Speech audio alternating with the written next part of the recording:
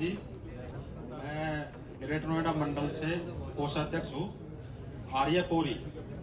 मैं उस समाज से, एक गरीब समाज से बिलोंग करता हूँ और जब से बीजेपी की सरकार आई है, मेरा समाज 95% बीजेपी को सपोर्ट करता है और वोट करता है। और जब से बीजेपी की सरकार उत्तर प्रदेश में आई है, ग्रेटर नोएडा यहाँ गौतम बुद्ध नगर में सर्टिफिकेट, जाति सर्टिफिकेट की बहुत विकट समस्या जी सर, और उस पर आप संज्ञान लो। कुछ तहसीलदार हमें धमकी भी देते हैं कि आपकी प्रॉपर्टी राजस्व में डाल देंगे, आप हमारे पास सर्टिफिकेट के लिए आओगे।